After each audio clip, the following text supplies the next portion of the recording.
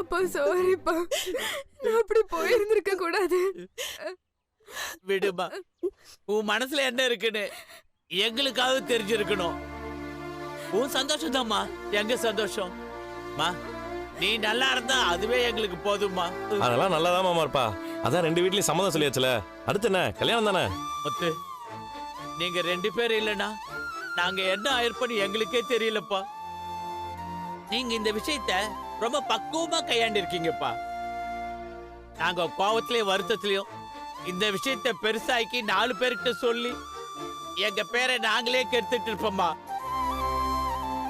நீங்க இப்படி ஒரு விஷயம் நடந்ததே வெளியே தெரியாம எங்க குடும்பம் ஆனத்தையே காப்பாத்திருக்கீங்கப்பா. ரொம்ப நன்றிப்பா. மாமா என்ன மாமா, அதெல்லாம் ஒண்ணும் இல்ல, பழசெல்லாம் விடுங்க. அந்த பையன் மோகனும் அவங்க வீட்டுக்கு போயிட்டான், நம்ம பொண்ணு வீட்டுக்கு வந்துச்சு, அடுத்து கல்யாண வேலையை பாப்போம் மாமா. ஆமாப்பா, அவங்களும் பேசினாங்க, குடும்பத்தோட ஒரு நாள் வீட்டுக்கு வரேன்னு சொல்லியிருக்காங்க. அப்புறம் என்ன மாமா, கல்யாண தேதியை குறித்து வேலையை ஆரம்பிக்க வேண்டியதானே. பவானி, அது வரைக்கும் நீ கொஞ்சம் பார்த்து இருந்துக்கணும், புரியுதா? சரி. கல்யாணம் ஆகுற வரைக்கும் இந்த பையன் கிட்ட எல்லாம் ரொம்ப பேசாத. ஒரு நாளைக்கு ஒரு தடவை வேணா வச்சுக்கோ.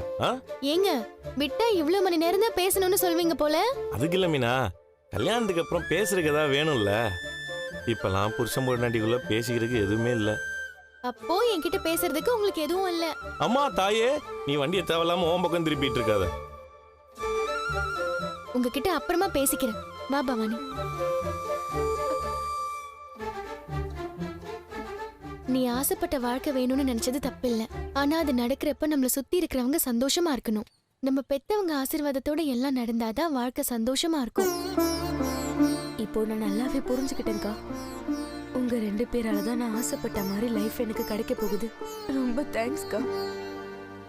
பெத்தவங்க எப்பவுமே பசங்களோட நல்லதுக்காக மட்டும்தான் யோசிப்பாங்க. இத்தனை வருஷம் உனக்காக எல்லாம் செஞ்ச அவங்களுக்கு உனக்கு நல்லபடியா கல்யாணம் பண்ணி வைக்க தெரியாதா? உன் மனசுல இருக்கிற ஆசையை சொல்லி நீ அவங்கள சம்மதிக்க வைக்கணும். உடனே சம்மதிக்க மாட்டாங்கதான், ஏன்னா அவங்க எல்லா விஷயத்தையும் பத்தி யோசிக்கணும். இப்ப மனசு மாறி ஏத்துக்கிட்டாங்களா, அவ்வளவுதான். அதை விட்டுட்டு நீ பாட்டுக்கு வீட்டை விட்டு போயிருக்க. ஏன் தப்புதான்க்கா. சரி விடு, அதான் முடிஞ்சிச்சுல. மாமா, பையன் வீட்டுல இருந்து வரும்போது சொல்லுங்க, கல்யாணத்தை பத்தி எல்லாத்தையும் பேசி முடிச்சிடலாம். கண்டிப்பா சொல்றேன்ப்பா.